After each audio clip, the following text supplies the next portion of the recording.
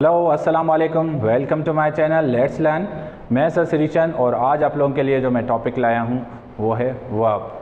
तो आज हम जानेंगे वर्ब होता क्या है विथ एग्जांपल्स। ठीक है, तो बहुत मज़ेदार लेक्चर होने वाला है। लेक्चर पे चलने से पहले सब व्यूअर से गुजारिश है कि मेरे चैनल को लाइक ज़्यादा से ज़्यादा कर दें और नए आने वाले व्यूअर से गुजारिश है कि मेरे चैनल को सब्सक्राइब कर दें। तो आए चलते हैं हमारे टॉपिक की तरफ। तो जी भाई, आज का जो हम टॉपिक लाए हैं वो है वर्ब। तो सबसे पहले तो ओरिजिन जानेंगे कि भाई ये वर्ब की ओरिजिन क्या है। तो जो वर्ब की जो ओरिजिन है सबसे पहले वो जी है बनती है Latin word वर्बम।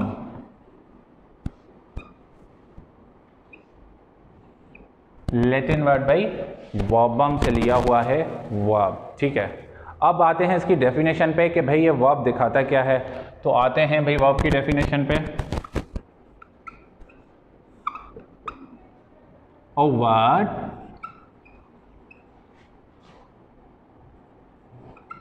which shows us the state and action.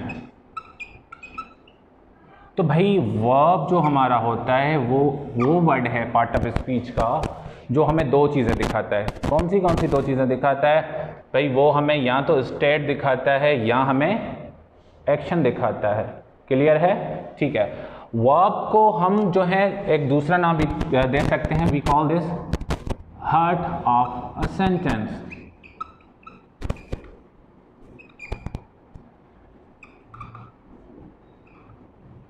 Heart of the sentence, इसको हम सेंटेंस की हार्ट कहेंगे। किसको कहेंगे? वर्ब को कहेंगे। वर्ब को जी हम सेंटेंस की हार्ट क्यों कह रहे हैं या इसको इतनी इंपॉर्टेंस क्यों दे रहे हैं? उसकी वजह यह है कि जुमले में ये वर्ब हमें दिखाता है कि सब्जेक्ट क्या कर रहा है या सब्जेक्ट क्या है। ये तो बहुत इंपॉर्टेंट चीज़ें हैं कि ये हमें बताता है सब्जेक्ट क्या कर रहा है या सब्जेक्ट क्या है। तो वर्ब अगर जुमले में ना हो तो हमें पता ही नहीं लगेगा सब्जेक्ट है क्या या फिर सब्जेक्ट कर क्या रहा है। मिसाल के तौर पे सपोज मुझे पसीने आ रहे हैं तो मैं पसीने पोंछ रहा हूँ। तो ये पोंछना क्या हुआ? काम है। अब कौन पोंछ रहा है? मैं। तो मैं सब्जेक्ट काम जो कर रहा हूँ, अगर ये वर्ब हो ही ना तो मैं खुद को कैसे डिफाइन करूँगा?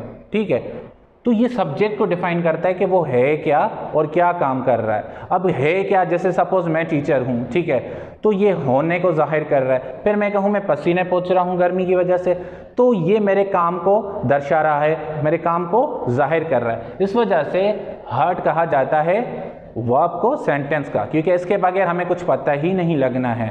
ठीक है, अब डेफिनेशन के दौरान वर्ड्स पे फोकस कर लेते हैं कि ये कह रहा है या तो ये स्टेट को शो करता है या फिर ये एक्शन को शो करता है। ठीक है, अब स्टेट में जैसे मैंने एग्जांपल यहाँ ले लिया कि भाई आई एम अ टीचर। मैं क्या हूँ?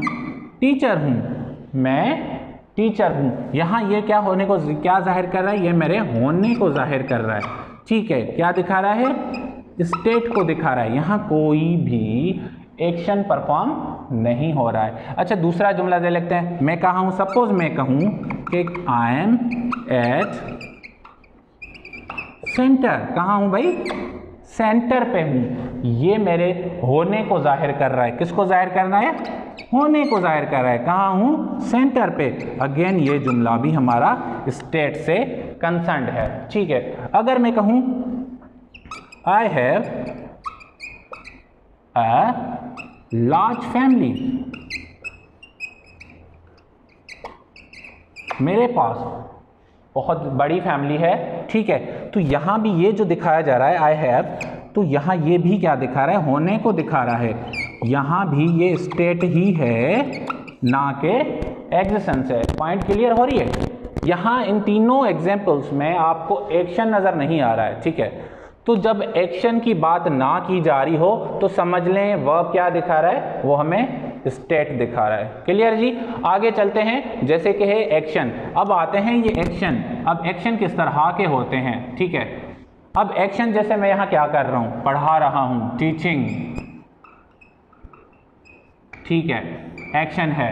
क्या कर रहा हूँ, लिख रहा हूँ, एक्शन है, राइटिंग, ठीक है। आप क्या कर रहे हैं, वॉचिंग, देख रहे हैं, वर्ब है। क्या कर रहा हूँ, खड़ा हुआ हूँ, स्टैंडिंग, क्या है, वर्ब है, ठीक है। आप क्या कर रहे हैं, सीख रहे हैं, लर्निंग हो रही है, लर्निंग, वर्ब है। तो ये जो सारे वर्ब हैं ये हमारे एक्शन को जाहिर कर रहे हैं, ठीक है। ये हमारी स्टेट को जाहिर कर रहे थे, ये हमारे एक्शन को जाहिर कर रहे हैं, ठीक है। इन वर्ब्स के, एक्शन वर्ब को हमारे दूसरे भी नाम आ जाते हैं। इस एक्शन वर्ब के हमारे दूसरे कौन से नाम आ जाते हैं, जैसे हम इसको क्या नाम दे सकते हैं, प्रिंसिपल, या फिर मैन वर्ब, या फिर हम कह सकते हैं डायनामिक्स। तो ये सारे के सारे किसके नाम हैं, एक्शन वर्ब के। तो एक्शन वर्ब भी हम इसको कहते हैं, हम इसको प्रिंसिपल वर्ब भी कहते हैं, हम इसको मैन वर्ब भी कहते हैं, हम इसको डायनामिक भी कहते हैं। तो कहने को तो हमारे ये वर्ब के 3-4 टाइप हैं और बहुत इंपॉर्टेंट है क्योंकि ये हमें एक्शन को दिखाता है, ये एक्शन को दर्शाता है जुमले में कि सब्जेक्ट क्या कर रहा है। स्टेट में हमें पता लग रहा था कि सब्जेक्ट क्या है, ठीक है। पॉइंट क्लियर हो रही है, दोनों बहुत इंपॉर्टेंट वर्ड्स हैं और दोनों से ही कंसर्न हमने एग्जाम्पल्स भी जान लिए। अब इन वर्ब्स के आगे अगर मैं चलूँ तो ये जो वर्ब्स मैंने दिया हुआ है, जैसे इधर एग्जाम्पल्स हमारे आ गए। अब इन एग्जाम्पल्स को ज़रा और नज़दीक से जानते हैं तो ये एग्जाम्पल्स हमें दिखाते क्या हैं, ये क्या शो कर रहे हैं भाई, ये एग्जाम्पल्स हमें शो कर रहे हैं कि यहाँ वर्ब की बात की जा रही है, ठीक है। तो वर्ब जो है वो डिफरेंट फॉर्म्स के भी होते हैं, डिफरेंट फॉर्म्स के होते हैं, जिसको हम कहते हैं फॉर्म्स ऑफ वर्ब,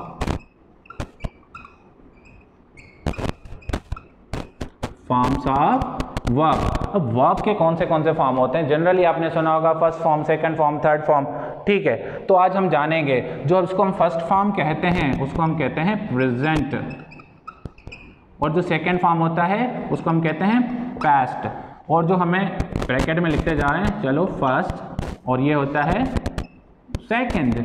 फिर आगे बढ़ते हैं, वो होता है पास्ट पार्टिसिपल, ठीक है जी। फिर आते हैं जिसको हम कहते हैं प्रेजेंट पार्टिसिपल,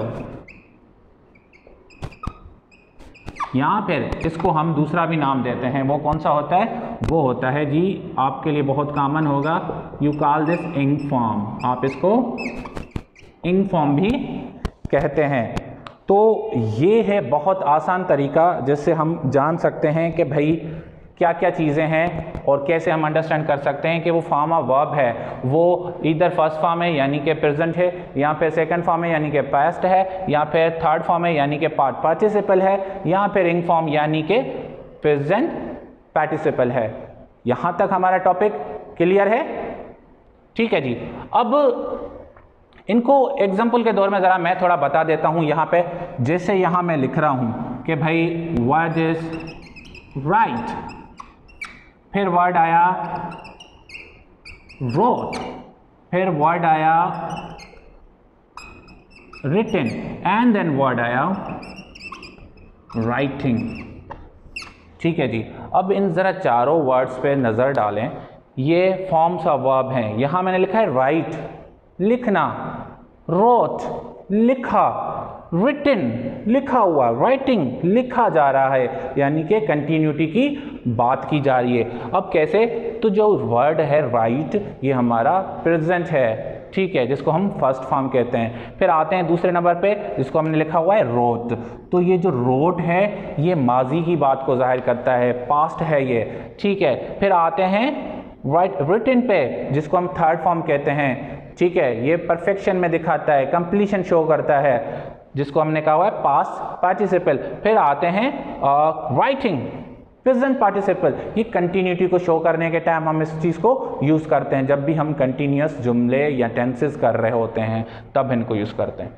चलें, अब ये तो बात हो गई। इससे कंसर्न एक और भी चीज़ होती है, चलो मैंने फॉर्म ऑफ वर्ब भी बता दिए, एग्जाम्पल भी बता दिए। अब इसके साथ एक और चीज़ जुड़ती है, वो क्या जुड़ती है वो आपको मैं क्लियर कर दे रहा हूँ, ठीक है। वो होती क्या है, ये जो फॉर्म ऑफ वर्ब आपके हैं ना, ये या तो रेगुलर होते हैं या फिर इर्रेगुलर होते हैं।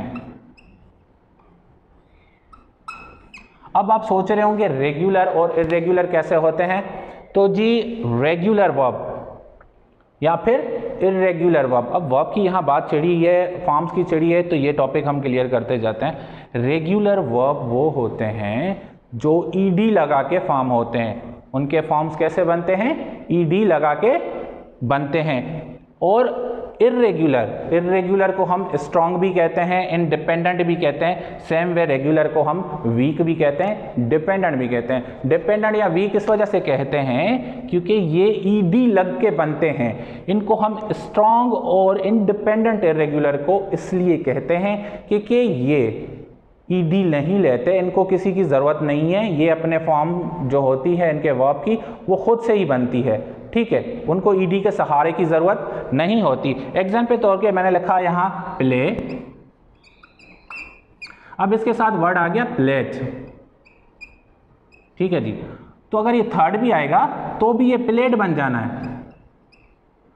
इस चीज़ से अंदाज़ा होगा कि यहाँ देखें वर्ड प्ले जो कि एक प्रेजेंट फॉर्म था उसको मैंने सेकंड फॉर्म यानी कि पास्ट किया तो भी ईडी लगी। अगर थर्ड पास्ट पार्टिसिपल कहा किया तो भी ईडी लगी। तो ये डिपेंडेंट हैं, ये वीक हैं, ये खुद से कुछ नहीं कर पाते, इनको ईडी की ज़रूरत होती है, ठीक है जी। तो इस वजह से हम इसको जो नाम देते हैं रेगुलर भी कहते हैं, हम इसको वीक भी कहते हैं और हम इसको डिपेंडेंट भी कहते हैं। इनको सहारे की ज़रूरत होती है।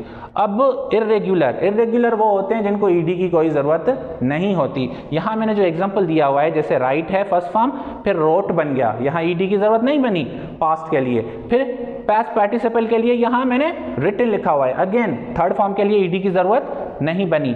तो ये जो एग्जांपल है राइट, रोट, रिटन, ये इर्रेगुलर है, ये स्ट्रॉन्ग है या ये इंडिपेंडेंट है कह सकते हैं। इन्होंने ईडी का सहारा नहीं लिया और ये खुद से ही अपने फॉर्म बने। क्लियर है रेगुलर और इर्रेगुलर?